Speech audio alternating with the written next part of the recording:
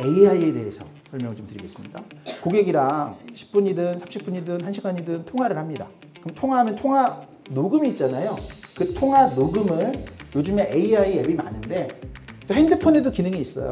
그 통화 녹음을 다 AI가 인식을 해서 스크립트랑 그 통화 내용을 요약 정리합니다. 바로 해줘요. 그 통화 내용을 일단 그대로 내 메모장에 갖다 붙이는 거예요. 그러면서 내가 이 사람이랑 무슨 통화를 했나? 그 내용을 보면서 수정을 좀 해줘요. 그럼 여기서 얻을 수 있는 효과가 있습니다.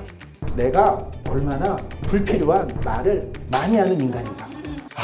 통화를 40분을 했는데 도대체 이거는 내가 뭔 말을 한 건지 AI가 딱 요약을 해주는데 도대체 뭘 설명하고 뭘 들었는지가 안 나오는 거예요. 여러분들의 영업 방식이 굉장히 잘못된 거예요. 그거를 개선할 수 있어요. 대부분 여러분 아웃바운드 콜이나 이런 거 보면은 어렵게 설명합니까? 쉽게 설명합니까? 공짜처럼 쉽게 설명하죠. 그걸 풀어서 말한다 이거예요. 운전자 보험을 리모델링 한다고 칩시다. 자, 운전자 보험을 여러분 추가로 돈을 10,000원, 20,000원 더 낸다고 얘기해요? 아니면 돈이 안 들어간다고 얘기해요? 대부분 안 들어간다는 말을 안 해. 그냥 보험료가 10,000원이래. 보험료가 5,000원이래. 그렇게 청약하는 과정에서 어차피 설명이 들어가게 돼 있어요. 근데 이거를 처음부터 설명하고 이해시킨 다음에 고객이 해주세요라고 할 때까지 기다리는 그 마인드 자체가 딴 일 하셔야 돼요. 영업이랑 안 맞는 거예요. 왜? 그 방식은 대부분의 모든 설계사가 그렇게 한다는 거예요. 그러면 대부분의 그런 설계사들처럼 감정적 노동도 안 하잖아요. 친하지도 않은데 언니라고 막 하고 배부른데 같이 밥 먹고 이런 걸 해야 이제 고객이 이 사람이 뭔가 무형으로는 안 보이니까 믿을만 하다라고 생각해서 계약 하나라도 받아주는 거지. 그냥 상품을 가지고 전달을 하고 기다려요. 영업이 될 리가 없죠. 카톡을 동시에 1000명 이상하고 소통을 합니다. 제가 1000명 이상하고 어떻게 동시에 소통을 하냐면 플로팅 기능을 써요. 자, 요거요. 자, 플로팅 기능을 해놓으면 저기 10개씩 그룹을 만들 수가 있는데 저기서 카톡 반응을 하면 누가 카톡을 보냈는지 한 화면에 다 띄워놓는 거예요. 그러면 저는 여기서 영업하는 방법. 자, 여러분들은 각 원수사 지점장님들과 매니저들을 다 플로팅 기능을 써서 쭉 화면에 다 만들어 놓으셨나요? 저는 다 만들어 놨어요. 각 원수사 지점장, 원수사 매니저. 그 다음에 여기다가 플로팅 기능으로 어떻게 저장을 해놔야 되냐면 중증 질환을 가지고 계신 암 환자, 보험 가입이 거절됐던 분들, 그런 분들만 DB 관리를 따로 하시나요? 그런 분들만 따로 모아놔야 돼요. 그리고 저기다 저장을 해놔요. 그러니까 한마디로 PC 모니터가 3개 이상은 가지고 계셔야 돼요. PC 모니터 하나밖에 없어요? 그러면 이제 영업을 할 준비가 안 된 거예요. 그래서 자, 제 얘기할게요. 저도 제가 보험 쪽으로 그래도 성공을 했는데 저희 친척들 중에 저한테 보험 상담을 안 받은 사람이 훨씬 많아요. 저도 할 마음이 없고 안 만납니다. 그 설계사들에게 가장 최악의 사람은 보험 없는 사람이에요. 그 다음에 보험에 대해서 무조건 싫대. 그냥 이유 없이 싫대. 그래서 저도 아예 상종을 안 해요. 그러니까 고객들 중에 아예 그런 인식이 있으면 다 버려요, 그냥. 이걸 볼 줄 알아야 돼요. 이 사람이 나한테 계약은 안 했지만 왜 이런 보험을 유지할까? 생각해 보셨어요? 아니, 이건 내가 터치하면 다 팔 상품이야. 리모델링이 가능한 상품이라는 게 눈에 보입니까?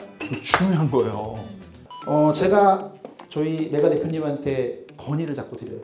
저희 그냥 교육업 허가를 받아서 보험 전문학교를 설립하는 게 어때요, 대표님?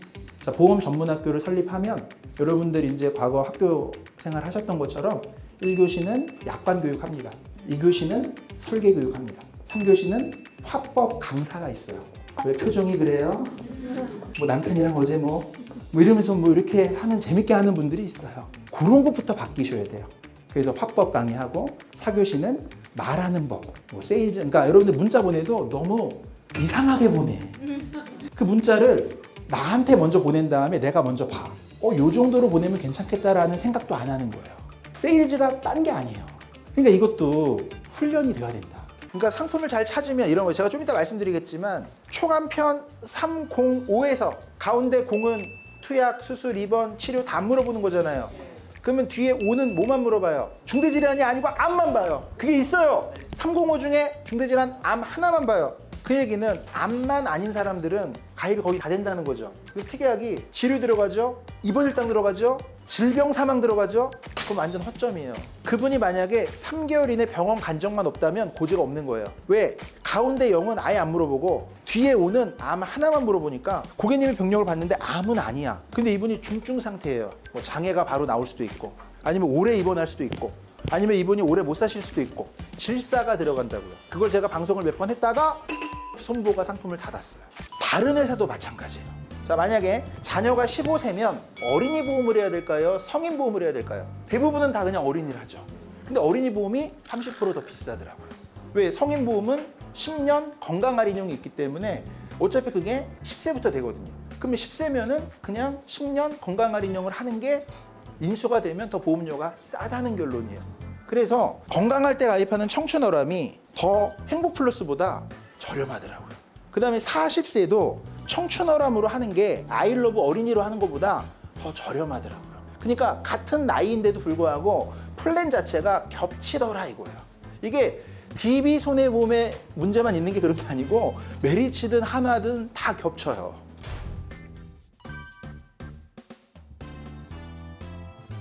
그냥 자료를 보시면 이거 라이브에서 보셨을 거예요. 실제 제 고객입니다. 그냥 주구장창 가신 거야. 이분 19년도에서 5월 달에 2번, 10월 2번 가셨죠. 19년도 4번. 이거 삼성생명에서만 9천만 원 나오고 4번 가서. 그럼 되게 보험금이 그냥 맛있죠. 이분이 어떻게 되냐면 물을 안 마셔요. 그래서 생기니까. 이분 삼성에서 얼마 받았어요? 9천만 원이죠. 9천만 원. 근데 물 안 드시면 또 생길 거 아닙니다. 이런 경우입니다. 얼마 전설입니다. 전설에서 한번 무엇이에요? 진단금에서 이제 여성 특정한 뇌졸중, 급성신경계 염색 이런 거를 담보하는데 당시에는 이 뇌졸중 보장하는 상품을 팔지 않았어요. 뇌출혈이 전체 뇌혈관 질환의 12%밖에 안 돼요. 근데 무려 뇌졸중을 진단비로 보장했어요. 그 다음에 수술급여금도 부인과 질환 1회당 50만 원. 이것도 좋아. 근데 진짜 좋은 거는 이거야. 수술급여금의 여성 만성질환 수술. 이게 수술 한 번 갈 때 500만 원씩 나요. 제한이 없어요. 그리고 약관에 수술의 정의가 없습니다. 그래서 흡입천자 이런 것도 수술에 들어갈 수 있다. 지금 봐도 500만 원 크잖아요. 98년도에 이게 얼마나 크겠어요. 삼성생명은 우스갯소리로 이제 어쨌든 98년도 27년 전에 판매된 거니까 이제 다 돌아가시기만 기다리고 있다. 안녕하세요. 보험명의 정닥터입니다. 특강 문의나 기타 문의 사항은 010-2000-8676번으로 연락 부탁드립니다. 감사합니다. 이것도 마찬가지로 약관 내용을 살펴볼 필요가 있어요. 근데 우리가 혈전용해제 치료비라고 하면은 어떻게 생각하시는지 좀 궁금해요. 우리 FC님께서는 혈전용해제 치료비 어느 정도 수준으로 생각을 하고 계실까요? 아스피린도 사실 혈정을 좀 요기는 거 아닌가? 이렇게 생각하실 수 있을 것 같아요. 헤파린 이런 것도 들어보셨을 것 같은데 어떻게 생각하세요? 네, 안 돼요, 안 돼요. 약관 내용 보여드릴게요. 얘도 보험 기간 중에 진단 확정되고 그 문구가 있고 없고의 차이는 상품마다 차이가 있기 때문에 우리 FC님들께서 잘 확인하셔야 돼요. 이거는 상품마다 차이 있기 때문에 고객한테 무조건 된다 하시면 안 돼요. 유병자 보험이기 때문에 무조건 됩니다 라고 했다가 나중에 그 보험금 안 나오면 화살이 다 나한테 돌아오게 되어 있어요. 그래서 약관 내용 확인하시고 이야기를 해주셔야 되고요. 어찌됐든 보험기간 중에 뇌혈관 질환이라던가 심혈관 질환으로 이 질환으로 진단을 받든 아니면은 이 질환으로 직접 치료를 목적으로 해서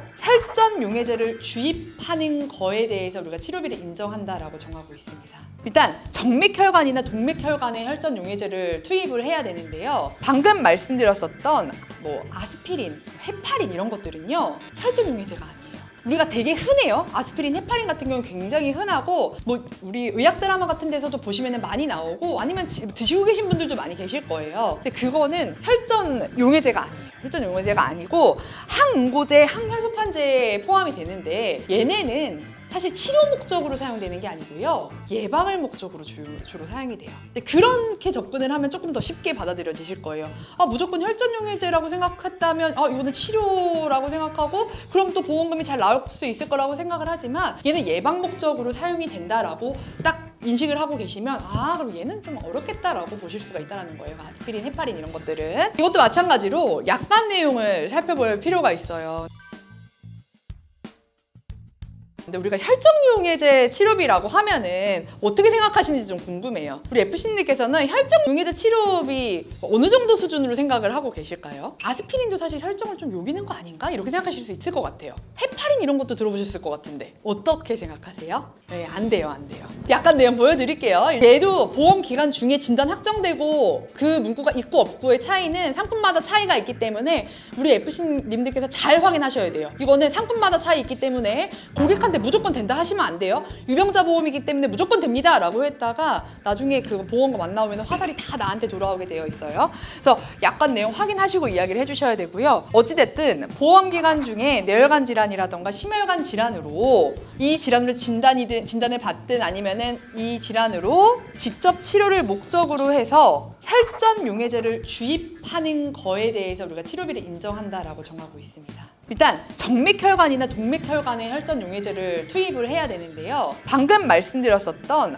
뭐 아스피린, 헤파린 이런 것들은요 혈전 용해제가 아니에요. 우리가 되게 흔해요. 아스피린, 헤파린 같은 경우는 굉장히 흔하고 뭐 우리 의학 드라마 같은 데서도 보시면 많이 나오고 아니면 드시고 계신 분들도 많이 계실 거예요. 근데 그거는 혈전 용해제가 아니에요. 혈전 용해제가 아니고 항응고제, 항혈소판제에 포함이 되는데 얘네는 사실 치료 목적으로 사용되는 게 아니고요. 예방을 목적으로 주로 사용이 돼요. 근데 그렇게 접근을 하면 조금 더 쉽게 받아들여지실 거예요. 아, 무조건 혈전용해제라고 생각했다면 이거는 치료라고 생각하고 그럼 또 보험금이 잘 나올 수 있을 거라고 생각을 하지만 얘는 예방 목적으로 사용이 된다라고 딱 인식을 하고 계시면 그럼 얘는 좀 어렵겠다라고 보실 수가 있다는 거예요. 아스피린, 헤파린 이런 것들은. 일단 뇌혈관 질환 먼저 좀 살펴볼게요. 쉽게 생각해 볼게요. 제가 혈전용해제는 피를 묽게 해준 거다 라고 말씀드렸으니 그럼 뇌출혈 환자한테는 이거를 사용하면 좋을까요? 안 좋을까요? 큰일 나겠죠. 출혈성 병변이 있는 환자에게 이렇게 혈전용해제는 금기사항이 되고 있습니다. 그러면 이 뇌혈관 질환에서는 어떤 분류 코드에 좀 사용이 되냐면은 I65, 66, 67 코드 중에 일부 질환에 대해서 좀 사용이 되고 있고요. 뿐만 아니라 뇌경색증 같은 경우에는 조금 사용하면 좋겠죠. 뇌경색증이야말로 우리가 증상이 빨리 발현이 되고 요새 병원 빨리 가잖아요. 그게 골든타임을 놓치지 않았다고 한다면 혈전용해제를 사용할 수가 있겠죠. 유리해지겠죠. 그리고 이제 말씀드렸지만 증상 발생 후 3-4시간 이내에 사용하는 게 효과적이고 I60, 61, 62인 뇌출혈, 출혈성 병변에는 금기시되고 있다. 절대적 금기예요. 네, 사용하면 죽습니다. 네, 그래도 금기시되고 있다. 그래서 뇌혈관 질환이라고 무조건 이거 해당이 되는 거는 아니다. 우리 FC님들 꼭 알고 계셔야 된다는 거. 심혈관 질환의 실효성에 대해서 살펴볼게요. 심혈관 질환은 쭉 나와 있는데 일단 보시면요. 일단은 이게 뭐 급성 류마티스열, 만성 류마티스 심장 질환 이것도 심장 혈관 질환이거든요. 이 질환은요. 면역 반응 때문에 발생하는 질환이기 때문에요. 혈전 용해제가 사용되지 않아요. 그리고 또 그 밑에 심장 염증성 질환 있죠. 얘도 혈전 용해제 사용하면 큰일 납니다. 그리고 우리 방실 차단 뭐 어쩌고 이런 것들이 있는데 얘는 우리 안에다가 기계를 넣어야 돼요. 심장에다 기계를 넣어야지 쓸데없이 혈전 용해제를 사용하거나 그럴 필요는 없다라는 점. 그리고 또 부정맥 그것도 혈전 용해제를 넣을 필요가 없잖아요. 얘도 별로 실효성이 없어요. 그리고 뭐 여러 가지 중에서 I74는 조금 가능성이 있어요. I74 코드는 좀 가능성이 있거든요. 그럼 제가 여기서 말씀드리고 싶은 거는 이거 다 됩니다 라고 하면 절대 안 된다는 거죠. 그러면 심장혈관에서도 이 혈전 용해제가 사용되는 그런 질환군이 또 있을 거잖아요. 그 질환군을 보면은 바로 이런 것들이 있어요. 문맥혈전증 같은 경우는 제한적으로 사용되기도 하고요. 협심증은 우리가 사용될 것 같잖아요. 이 협심증에서는 부분 협착이기 때문에 시행하지 않는다고. 얘도 득보다 실이 더 많다라고 해요. 폐색전증 같은 경우에는 출혈의 위험이 있기 때문에 모든 폐색전증에 사용되는 것은 아니라고 합니다. 하지만 이제 심근경색증 같은 경우에는 급성기에 사용하면 굉장히 효과적이겠죠. 그럼 우리는 역으로 그 생각을 할 수가 있죠. 예전에 유병자인데 심근경색증 환자가 있었고 심근경색이라던가 뇌졸중, 뇌경색 환자가 있었다. 그러면 혈전용해제 가입해두면 좀 좋겠네 유병자 상품 중에서 이렇게 생각을 역으로 하실 수가 있다라는 점이에요. 그래서 안 된다는 것만 기억을 하지 마시고 이걸 우리가 역으로 어떻게 활용할 수 있는지를 같이 생각을 해보시면 분명히 영업에 도움이 되실 거라고 봅니다. 우리가 자살과 자사가 있는데 자사라는 표현을 들어보신 경우가 있나요? 일반인들은 자사 모릅니다. 근데 우리 보험인이라면 이제는 알아야 됩니다. 자사. 쉽게 얘기하면 스스로 죽는 거는 내가 스스로 죽는 게 자기가 지금 어떤 행동을 하는지 전혀 모르는 상태, 정신질환이나 공황 상태, 이거를 우리가 자사라고 합니다. 자, 우리 생명보험에서는 어떻게 돼 있죠? 정기보험, 생명보험 상품에서 자살해도 2년 뒤에는 일반 사망보험금 지급되죠. 손해보험에는 없습니다. 그죠? 생명보험에만 있죠. 근데 우리가 뭐 자살보험금 아까 말씀드렸지만 자살하면 준다 이런 내용은 없어요. 뭐로 돼 있죠? 고의로 자신을 해친 경우라고 약관에는 표현이 돼 있습니다. 근데 고의로 자신을 해친 경우에도 지급을 해주는 경우가 있죠. 약관에 뭐라고 돼 있죠? 심신상실, 자유로운 의사결정. 간단히 얘기하면 이게 바로 자사입니다. 내가 무슨 일을 하고 있는지 모르는 상태, 자사. 유족 입장에서는 아니다, 이거는 자사다, 자살이 아니라 자사다, 자살을 입증을 해줘야 됩니다. 그 입증해주는 거를 유족이 해야 되는데 유족이 하기 힘들죠. 누가 하겠습니까? 우리 보험인들이 해야죠. 변호사님, 손해사정사, 우리 설계사님들이 주장을 할 수가 있는 겁니다.